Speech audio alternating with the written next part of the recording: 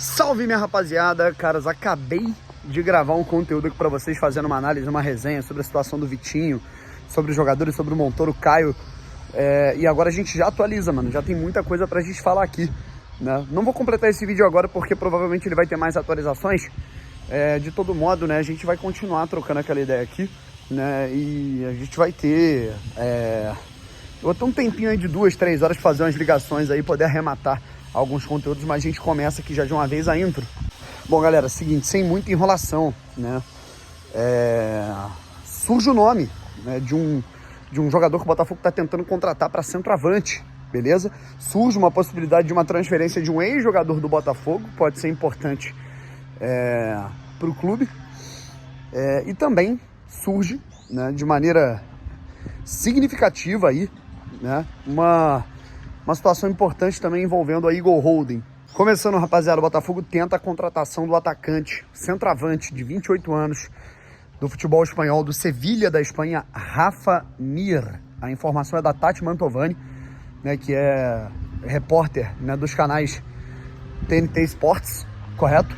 E desse modo, né, a gente já tem aí uma credibilidade enorme, né, cara, pelo nome da Tati Mantovani, que cobre Champions League, cobre Europa League, né, cobre futebol europeu, tá à beira do campo, né, mora inclusive na Espanha, cobre o Real Madrid, cobre o futebol espanhol, né, então trouxe ali direto da fonte a informação de que existe essa possibilidade desse atacante de 1,90 m, né, reforçar o Botafogo. Ele é centroavante, tá, gente? Não é ponta, não é uma ponta direita, ele é o centroavante. Seria um cara, talvez aí a pedido do próprio David Ancelotti, monitorando o futebol espanhol, para a contratação de mais um centroavante aí, para concorrer, digamos assim, disputar esse espaço com o Arthur Cabral. Qual é o grau dessa contratação? Cara, vou falar, eu conheço o Rafa Mir, assim, por alto, né? Eu não sou um cara que, putz, acompanhei em tal lugar. Não é o meu caso, tá?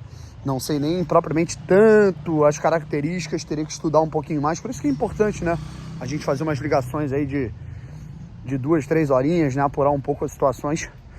O Rafa Mir, ele surgiu, né, cara, como um centroavante ali, né, na sua carreira há uns 10 anos mais ou menos.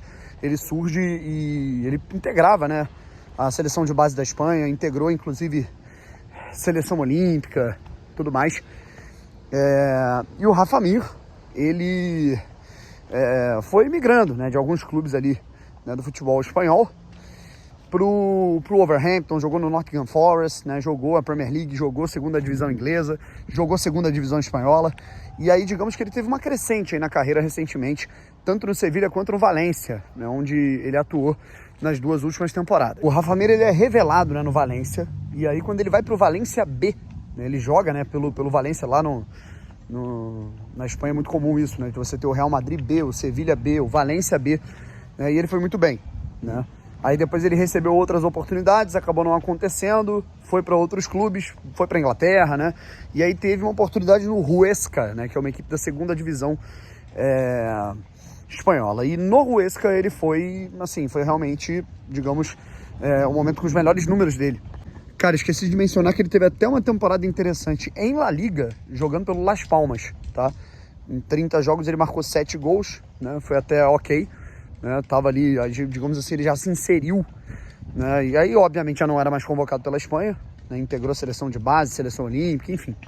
E aí na equipe do Huesca ele realmente marca muitos gols, né, volta para o Sevilha, né, na verdade chega ao Sevilha, é contratado, é comprado pelo Sevilha, e na primeira temporada ali pelo clube, né, não faz muito tempo ali, temporada 21, 22, né, ele marca ali 15 gols na temporada, então ele vai bem, né, mas aí com o tempo, né, ele, né, volta, não sei se ele teve uma lesão, algo do tipo, ele volta a ter números pouco significativos, tem poucos jogos também, eu acho que pode ter tido algo com lesão.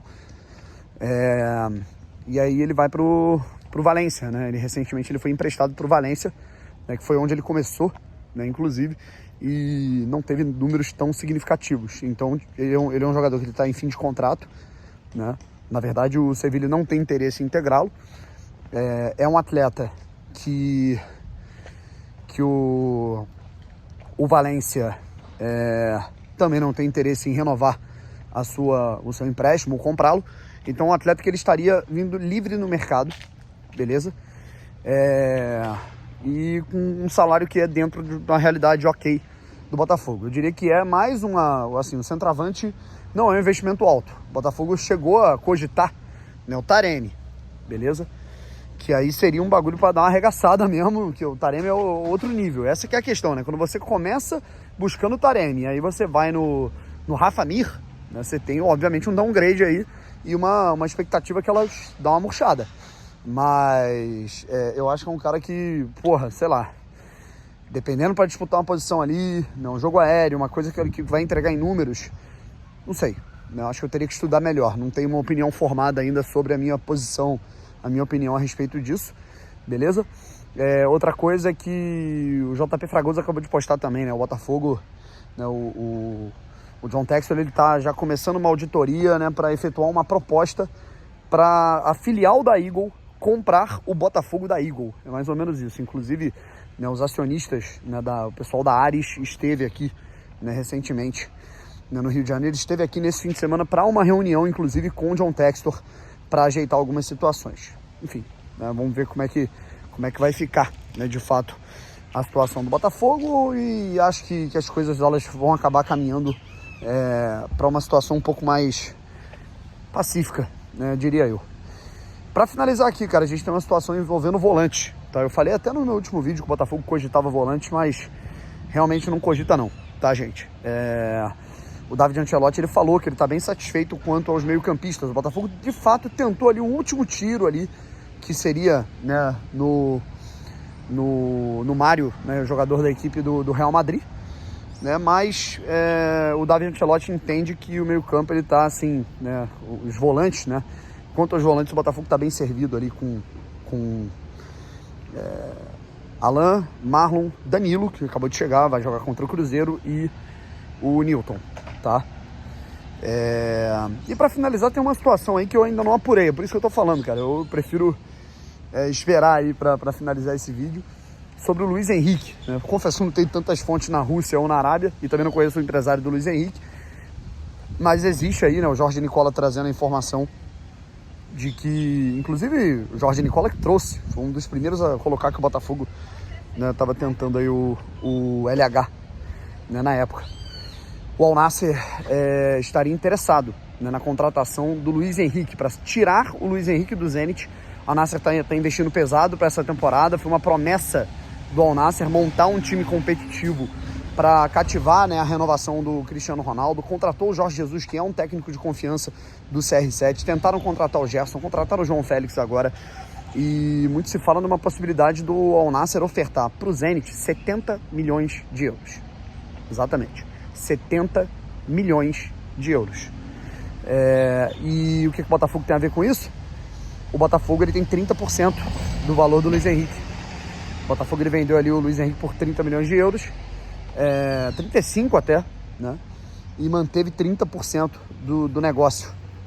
Então, se realmente ele for vendido por esse valor, o Botafogo ficaria com 21 milhões de euros.